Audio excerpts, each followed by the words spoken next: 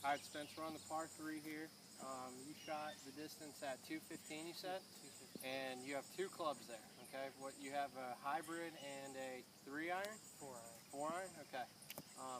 You know, with this green and the way the hole's set up, all of the big trouble is along, okay? Now, when you're playing in tournaments and as you keep getting better and better, you want to minimize your mistakes as most as possible, okay? So always take out double, always steer away from trouble, obviously.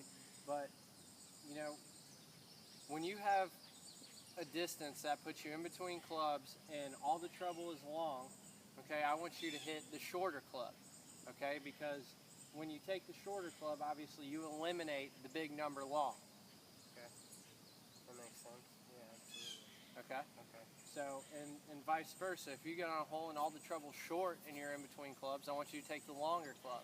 So that's something to keep in mind. You know, when you get done, we'll write that down in your notebook. But in terms of course strategy, those are the things that you're going to need to do when you go to tournaments to, you know, eliminate the big number and make your score as low as possible at the end of the day. Now, you might miss-hit it, but a miss-hit with a shorter club isn't going to get you in trouble. If you completely flush it, you're not going to go in trouble. If you take the long club and you hit it and it goes long, now you're completely in a hazard and, you know, you're adding strokes to your score. The shorter club in this instance will not even give that chance to happen. Yeah, okay. I mean, yeah, absolutely.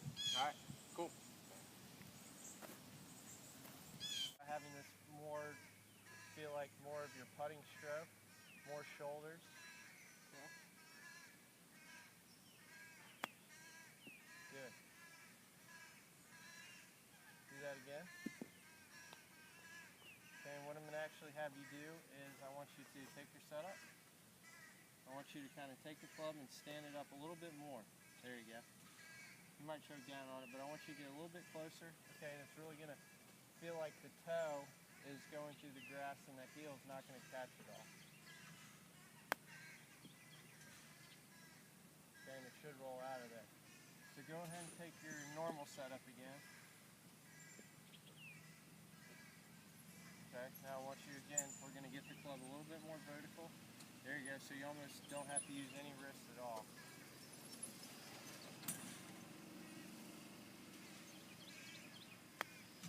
Perfect.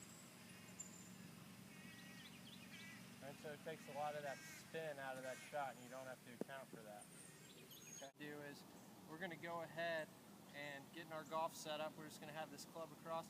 This is like a really easy pivot drill for you to do. Okay. But the main focus is going to be on the downswing. So as you swing back, okay, again, I want you to make sure that this right knee works more inside instead of out. And then another thing that you're going to do is on your follow through is you're going to make sure that this right shoulder, okay, where the club head is, goes ahead and tries to replace where the grip is. All right, so that way we can work on staying in our posture a little bit better. All right, instead of getting in the position where we kind of kick this knee out and it throws us backing up. All right, we just want to really start to work on this right knee going in, turning in, and then this club head staying down. So this way we can stay in a much better posture and control the club head better. Okay, does that make sense? Yeah. All right, let me see you go ahead and do that once. Want to get a good drive out there and play. You know, the first thing that we want to do is we want to have a good target. We want to pick out a good target that's not going to get us in trouble. So, you know, out here in the distance, there's a bunch of trees, there's some edges of bunkers. We have the walking path. All right, for this hole, I want you to use the walking path as your target.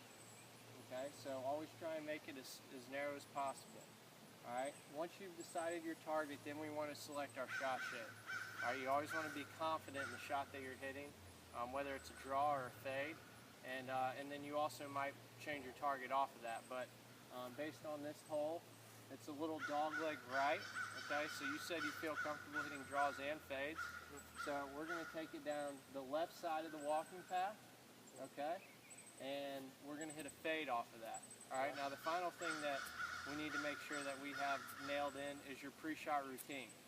All right, and especially when you're playing tournament golf, okay, you always need to be consistent with your routine to, number one, relieve you of pressure, and number two, always stay in rhythm, okay? So for pre-shot routine based on things that we've talked about so far, I'd like to see you go to, can I see your club? All right, I'd like to see where you're gonna go to step one, okay, and just check that. Come back to your setup, okay, then make a swing, a full swing where you feel your rhythm, all right, then come back behind the ball, and from there I really want you to, once you come back behind it, just in your mind one more time, tell yourself what your target is and then go, okay? So let's go ahead and give that a shot.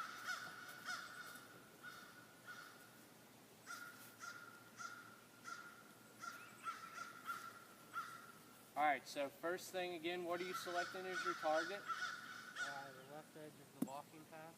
Okay, you said you're gonna hit a fade here, so that's perfect, okay? Now let's see your pre-shot routine that we've been talking about.